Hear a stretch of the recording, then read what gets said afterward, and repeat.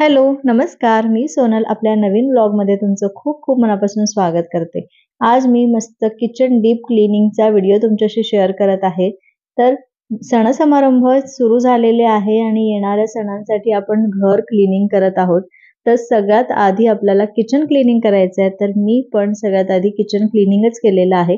यामध्ये काही छोट्या-छोट्या टिप्स मी सांगितलेल्या आहे.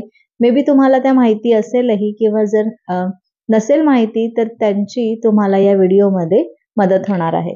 चला तर आजच्या आपल्या या किचन डीप क्लीनिंगला सुरुवात करूया. सगळ्यात आधी किचन क्लीनिंग करण्यामागचं एक कारण म्हणजे घरामध्ये इतक्या साऱ्या रूम्स असतात. म्हणजे आता आमचं 2 BHK फ्लॅट आहे तर 2 बेडरूम्स आणि हॉल. तर हॉल आणि बेडरूम करायला जास्त वेळ लागत नाही. म्हणजे एका दिवसात ते सगळं तीनही क्लीन करू शकतो. पण किचन जे आहे त्यामध्ये भरपूर छोट्या-छोट्या गोष्टी असतात, वस्तू असतात, ज्या आपल्याला क्लीन करायच्या असतात. त्यामध्ये सगळंच आलं म्हणजे किचन ट्रॉली म्हणा किंवा किचनची खिडकी म्हणा, फ्रिज म्हणा की सगळंच.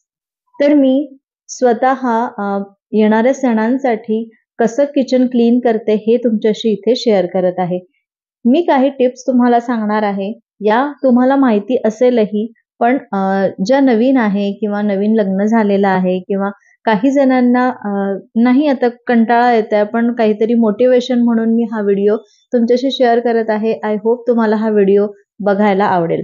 तर सगळ्यात आधी मी किचन क्लीनिंग करताना सुरुवात वरतीपासून करते. म्हणजे वरचं जे आहे ते सगळ्यात आधी मी क्लीन करते. तर मी इथे खिडकी आणि खिडकीच्या आजूबाजूची जी भिंत आहे किंवा किचन मधले जिथे गॅस आहे तिथली वरची जी भिंत आहे ती सगळ्यात आधी पुसून घेणार आहे. इथे टाइल्स लावलेली आहे त्याच्यामुळे ते जे पुसणं आहे ना अगदी सोपं झालेलं आहे मला. जस्ट मी थोड्या पाण्यामध्ये विम घालते आणि नंतर त्याच्याने पुसून घेते.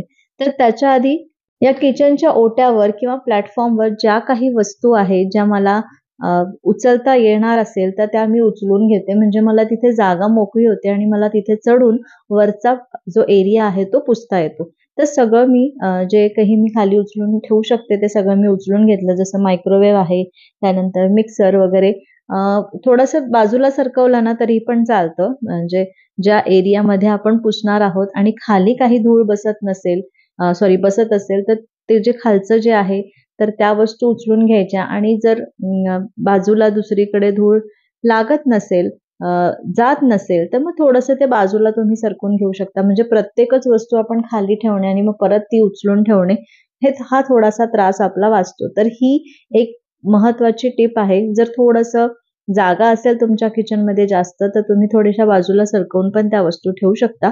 नसेल जागा तर मग तुम्ही या सगळ्या वस्तू खाली ठेवून द्यायच्या किंवा दुसऱ्या रूममध्ये ठेवून द्यायच्या आणि त्यानंतर सगळं किचन क्लीन करायचं आहे. तर इथे मी सगळ्यात आधी जे काही माझे अप्लायन्सेस आहे ते ठेवण्याच्या आधी पुसून घेत आहे. म्हणजे ते एकदा हाताशी पुसून घेणं होतं म्हणून मग मी सगळ्यात आधी ते पुसून घेते आणि पुसून खाली ठेवून त्याच्यावरती एखादा कपडा झाकून ठेवते. म्हणजे जी काही वरची धूळ आहे म्हणजे आता मी खिडकी क्लीन करणार आहे तर खिडकीमध्ये जाळीला भरपूर धूळ असते. तर मग ती धूळ त्या सगळ्या अप्लायन्सेसवरती किंवा भांड्यांवरती पडू नये म्हणून मग मी त्याला झाकून ठेवते. आता माझ्याकडे अगारोचा हा हँडी व्हॅक्यूम क्लीनर आहे. तर अशा जाळ्या साफ करणे किंवा त्यानंतर सोफा वगैरे थोडाफार साफ करणे तर यासाठी हा खूप उपयोगी पडतो. तर मी हा 3-4 वर्षाआधी विकत घेतलेला होता आणि हा मला तेव्हा 1500 ला पडला होता. तर मी त्याच्यानेच ह्या ज्या जाळ्या आहे ना किचनच्या त्या क्लीन करून घेते. आणि तुम्ही बघत असाल आता जेव्हा मी सुरुवातीला जाळी धुवायची होती किंवा क्लीन करायची होती तेव्हा त्याच्यातून हे झाड जे दिसतंय ना इथे ग्रीन कलरचं ते सुद्धा दिसत नव्हतं आणि आता छान क्लीन झालेलं आहे. तर हे छान झाड तिथे क्लिअर दिसत आहे. आता मी एका पातेल्यामध्ये पाणी घेऊन त्यामध्ये थोडंसं व्हीम घातलेलं आहे आणि आता ह्या सगळे जे काही मला क्लीन करायचं आहे ना तर मी याच पाण्याने क्लीन करणार आहे. तर सर्वात आधी मी किचन मधली ही जी काही वॉल आहे तर ती क्लीन करून घेते आणि आता या वॉलला टाइल्स लावलेली आहे त्याच्यामुळे ती इझी जाते क्लीन करायला. मग त्यानंतर कॅबिनेट्सच्या वरती वगैरे पण खूप धूळ बसते, चिकट होतं. मी काही वेळेला पेपर पण घालून ठेवायची पण मध्ये कॉकरोचेस वगैरे झाले होते त्याच्यामुळे मग मी ते पेपर काढून घेतलं. पण आता त्याला पण 6-7 महिने होऊन गेले ते पेपर मग नंतर टाकलंच नाही मी. कारण कॉक्रोचेस होऊन तर 2 वर्ष झाले, ते कॉक्रोचेस परत आले नाही. पण त्यानंतर मी त्याच्यावरती पेपर घातला नाही, तर ते थोडंफार चिकट होतं आणि तेच आता मला ते पण खूप क्लीन करायचं आहे. त्यानंतर इथे लाईट होता, ट्यूबलाईट होता. तर तो जो लाईट आहे ना, तर तो म्हणजे आता मी क्लीन करत होती. पाणी वगैरे असतं, आपले हात ओले असतात. त्याच्यामुळे मग मी काय केलं, ते जरा बंद करून घेतलं आणि ती लाईटची जी नळी आहे ती पण स्वच्छ करून घेतली. म्हणजे लाईट पण छान जास्त उजेड पडतो लाईटाचा. तसे माझे लाईट्स एकदम खूप खराब झालेले नसतात, की खूप चिकट किंवा धुळीचे नसतात. पण तरी कारण मी मध्येच 2 ते 3 महिन्यानंतर ते मध्ये-मध्ये पुसत राहते. त्याच्यामुळे छान उजेड पडतो आणि तसंच आज पण मी या डीप क्लीनिंगमध्ये याचा समावेश करून घेत आहे. परत ते क्लीन करून घेत आहे. आता मी ही भिंत पुसत आहे, पण हे सगळं दाखवण्यासाठी माझ्याकडे घरात कोणीच नव्हतं. त्याच्यामुळे सगळं जे काम आहे ते मी स्वतः करत होते आणि कॅमेरा पकडायला कोणी नव्हतं. त्याच्यामुळे मग जसं जेवढं शूट झालेलं आहे किंवा जेवढा पोर्शन तुम्हाला दिसत आहे, तर तेवढंच मी तुम्हाला दाखवू शकते. पूर्ण कॅमेरा म्हणजे पूर्ण किचन असं फिरवून किंवा कॅमेरा फिरवून काहीच दाखवू शकत नाही. पण आय थिंक तुम्हाला एक अंदाज आला असेल, की मी काय क्लीन करत आहे, कुठे क्लीन करत आहे ते. आता फ्रिज तर मी 1 महिना आधी क्लीन करून घेतला होता. म्हणजे फ्रिजच्या मागचा जो भाग आहे तो क्लीन करून घेतला होता. तर तिथे जास्त धूळ बसत नाही आणि आता पावसाळा पण सुरू झालेला होता.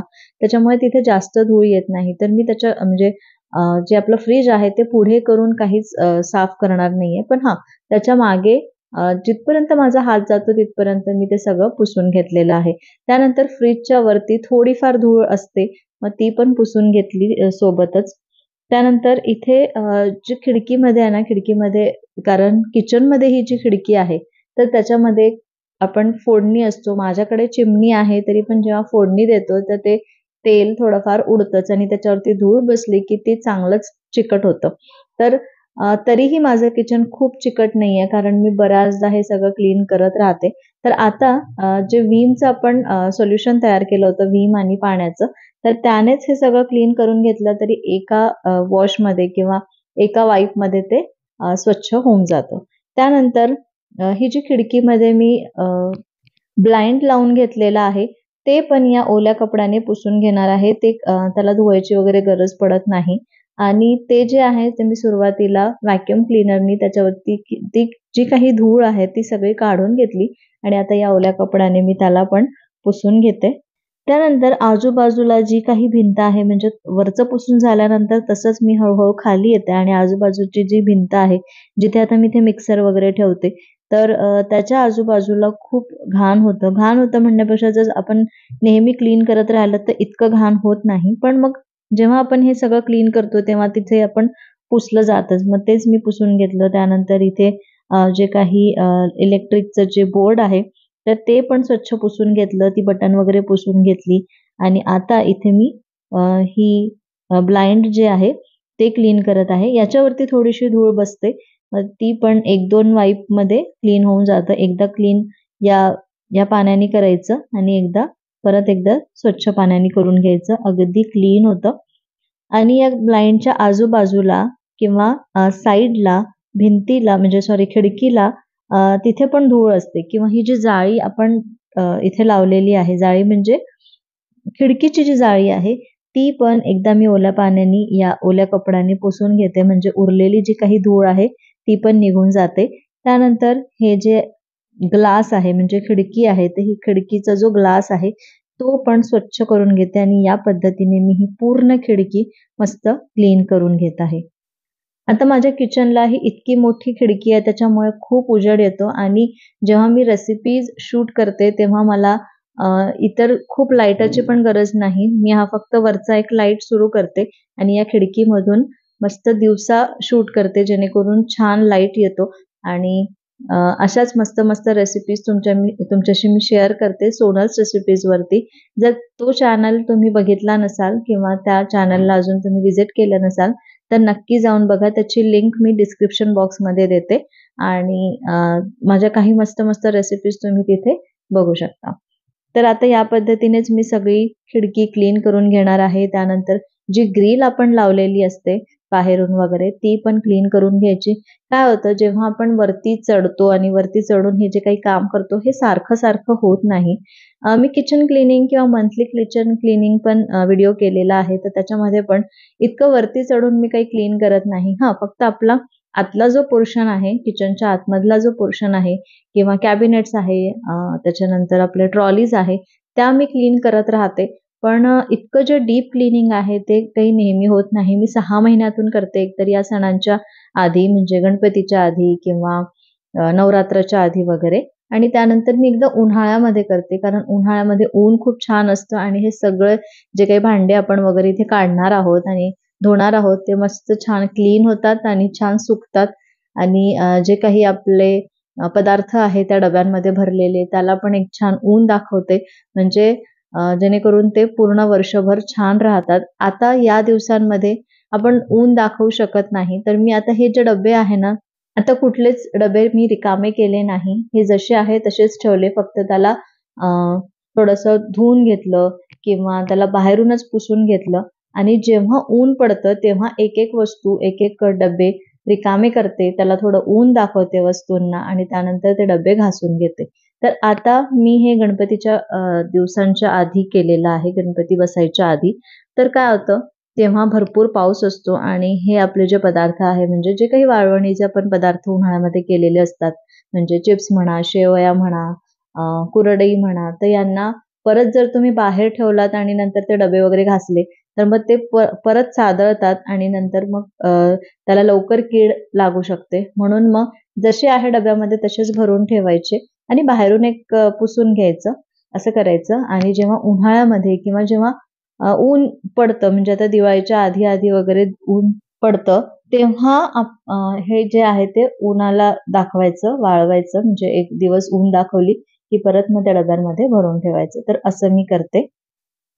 हे किचन क्लिनिंग करताना किंवा हे किचन डीप क्लिनिंग करताना सगळ्यात महत्त्वाचं म्हणजे जो काही स्वयंपाक वगैरे आहे ना, तो सकाळी आधी करून घ्यायचा आणि त्यानंतर हे क्लिनिंगला काढायचं. कारण एकदा हे आपण करायला सुरुवात केली की आपण इतकं दमतो की त्यानंतर परत आपल्याला दुसरं काही काम करायची म्हणजे इच्छाच होत नाही.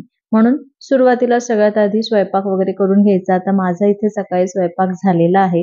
मी भाजी-पोळी तयार करून घेतली होती आणि त्यानंतर हे सगळं करायला घेतलेलं आहे. आणि हे जरी काम आपण करत असलो, क्लिनिंगचं कुठलंही काम करत असलो, ज्याला आपल्याला जास्त वेळ लागणार आहे, तर त्यावेळेला एकतर नाश्ता करून बसा. सुरुवातीला नाश्ता वगैरे करून घ्यायचा आणि त्यानंतर मग हे सुरुवात करायचं. कारण एकदा आपण हे सुरुवात केलं की 3-4 तास आपल्याला काही वेळ मिळत नाही. जर मध्ये तुम्हाला काही भूक लागली किंवा तुम्हाला असं वाटलं किंवा जर तुम्ही नाश्ता नाही केला आणि मध्येच तुम्हाला भूक लागली, तर कधी-कधी काय होतं, आपण नाश्ता करतो आणि मग परत कंटाळा येतो आणि पण करायला जात नाही आणि फ्लोमध्ये आपण सुरुवात करून घेतो. तर मग थोडंसं करून जेव्हा भूक लागली तेव्हा ॲटलीस्ट लगेच आपण नाश्ता वगैरे करून घ्यायचा. त्यानंतर पाणी मध्ये पीत राहायचं. नाहीतर काय होतं, जेव्हा हे क्लिनिंग करताना बऱ्याच लोकांना घाम येतो आणि घाम आल्यामुळे डिहायड्रेशन वगैरे होऊ शकतो आणि चक्कर वगैरे येऊ शकते. म्हणून पाणी पिणे, मध्ये-मध्ये पाणी प्यायचं, काही भूक लागली तर किंवा काही मंचिंग करायचं असेल, काही खायचं असेल, कधी आपलं नाश्ता वगैरे झाल्यानंतरचं आपलं काही फ्रुट्स खायची वेळ असते किंवा आपलं काही काय म्हणतात त्याला, ड्राय फ्रुट्स वगैरे खायची काही वेळ असते, तर ती थोडीशी खाऊन घ्यायची. थोडं काही मंचिंग करायचं, काही बिस्किटं वगैरे खायची असेल तर ती खायचं किंवा मग तुम्हाला थोडं एनर्जेटिक फील व्हावं यासाठी काही एनर्जी ड्रिंक वगैरे असतात. जसं ते काय म्हणतात त्याला, ते ऑरेंज वगैरे ते देतात ना, जेव्हा आपल्याला ग्लुकोजची कमी असते, तर किंवा ग्लुकॉन-डी वगैरे, तर हे प्यायचं आणि परत आपल्या कामाला सुरुवात करायची. म्हणजे ती जी एनर्जी आहे ती आपली 3-4 तास राहते आणि हे सगळं काम आपण छानपैकी करू शकतो, कंटाळा न येता आणि थकवा न येता. अजून एक महत्त्वाची टिप म्हणजे हे सगळं काम करत असताना कृपया प्लीज एकटं काम करू नका. कोणीतरी सोबत असावं. म्हणजे तुमचे मिस्टर किंवा तुमचे हसबंड जर तुम्हाला मदत करत असतील तर ते चांगलीच आहेत, म्हणजे चांगलीच गोष्ट आहे. मग तुम्ही दोघं मिळून तुम्ही हे काम करू शकता किंवा जर मिस्टरांना वेळ नसेल आणि आपण कधी कधी काय असतं, काय होतं की घरात कोणी नाही आहे ना, तेव्हाच आपण हे काम करायला जरा बरं पडतं. म्हणजे माझ्या बाबतीत तरी असं होतं. जेव्हा सगळे घरात असतात म्हणजे आयुष, संदीप, मग काय होतं, खाणं पिणं याच्यामध्येच खूप वेळ चालला जातो आणि हे काम करायला जास्त वेळ मिळत नाही. म्हणून मग मी काय करते किंवा मग थोडी चिडचिड होते. मग ते काम करत नाही, आपल्या मनासारखं काम होत नाही. म्हणून एखादी बाई असते जेव्हा आपल्याकडे, जी आपल्याकडे भांड्यांना असते, फरशीला असते. तर माझ्याकडे भांडे आणि फरशीला बाई आहे. तर मी त्या बाईच्या मदतीनेच हे काम करून घेते. म्हणजे आम्ही दोघी पण करतो. म्हणजे असं नाही की संपूर्ण काम मी तिच्याच भरोशावरती सोपवते. तर ती मला थोडीफार मदत करते. म्हणजे आता जसं मी किचन क्लिनिंग वगैरे करताना, स्पेशली किचन क्लिनिंग करताना जे काही डबे वगैरे असेल ना, ते मी तिला घासायला देते. कारण एक्स्ट्राचे जे काही डबे असतात ते आपण नेहमी वापरत नाही. मग ते वापरले नाही तर त्याला धूळ बसतं आणि मग ते सगळे आपण म्हणजे घासायला देऊन द्यायचे. आणि आता मी कसं, माझं किचन आहे, या किचनमधले माझे सगळे भांडे बऱ्याच म्हणजे रेग्युलरली यूज होतात. तर मी काय परत ते भांडे घासायला काढत नाही. मग आता हे भांडे जे आहे, जे घासलेले आहे, स्वच्छ आहे, तर ते मी बाजूला काढून घेते आणि ट्रॉली रिकाम्या करते आणि नंतर या पद्धतीने मी क्लीन करते. तर जेव्हा मी डीप क्लीनिंग करते तेव्हा ट्रॉलीच्या खालून पूर्ण म्हणजे ती पहिले जाळी काढायची, त्यानंतर ते पूर्ण रिकामं होतं आणि त्यानंतर आतून झाडून आणि मग ते पुसून घ्यायचं. आता मी हे जे लिक्विड घेत आहे ना, ते मी 2-3 वर्षाआधी असं ते घरी सेल्समॅन येतात ना, त्यांच्याकडून घेतलेलं होतं. त्यांनी मस्त ते दाखवलं कसं एका कपड्यावरती टाकलं आणि भिंतीला असं पुसलं. तर आपण नेहमी भिंतीला काही ठिकाणी हात लागलेले असतात बघा. मग तिथे त्यांनी एकदम छान पुसून दाखवलं, एकदम छान क्लीन झालं. तर मी अशा 2-3 बॉटल्स घेतलेल्या होत्या. पण त्या बरेच दिवस मी वापरल्याच नाही. म्हटलं काय सेल्समॅन जे विकतात तर ते काही चांगलं प्रॉडक्ट नसतं. म्हटलं नाहीच चांगलं. मग त्या पडूनच होत्या. मग आता मी म्हटलं यावेळेस ना त्याचा काहीतरी उपयोग करावं. म्हणून मग मी थोड्याशा भिंती जिथे-जिथे हात लागले तिथे पण क्लीन करून घेतल्या आणि जे ट्रॉलीज वगैरे आहेत तर ते क्लीन करायला पण मी त्याचा उपयोग करून घेतला. छान झाल्या.